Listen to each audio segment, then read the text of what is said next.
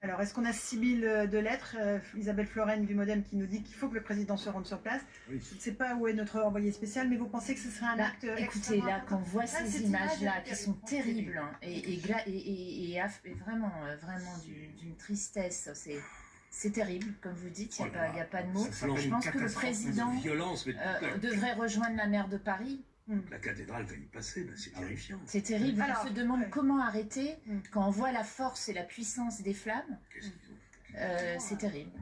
Sybille Delettre, est-ce que vous êtes en duplex avec nous? Est-ce que vous nous entendez, Sybille? Vous avez des informations sur l'avancée des pompiers, mais en même temps, au regard de ce brasier, on se demande comment même ils peuvent entrer dans l'édifice. Oui, effectivement, Laurence, on se rend bien compte que les pompiers sont bien impuissants pour l'instant par rapport à la vigueur de cet incendie. Le toit au niveau du chœur vient de s'effondrer totalement. Il a disparu, toute la charpente a été brûlée et à l'instant même, il n'y a plus de toit au niveau du chœur de la cathédrale. Le feu se propage vers l'avant de l'édifice. La flèche continue de brûler et cette fumée qui envahit le toit de Paris, effectivement, autour de nous, on voit des camions et des forces les pompiers s'activer, mais ils ont l'air vraiment bien impuissants par rapport à la violence des flammes qui sont en train de ravager Notre-Dame en ce moment. Donc là, vous nous confirmez que la charpente s'est effondrée, qu'il n'y a plus de toit à Notre-Dame de Paris, c'est ça, Sybille? En fait, la partie avant la charpente, celle qui se situe au niveau du chœur, effectivement, vient de s'effondrer. On ne voit plus rien, il n'y a plus de toit, et on voit juste des flammes.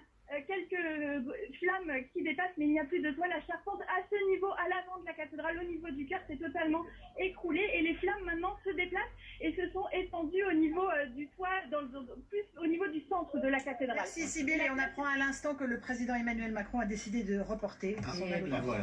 Voilà une qui devait être diffusée d'ici à un quart d'heure. C'est une catastrophe nationale, ça paraissait impossible. Je pense qu'il devrait même s'y rendre. Il devrait s'y rendre. S'il nous écoute, il va y aller, qu'il y aille.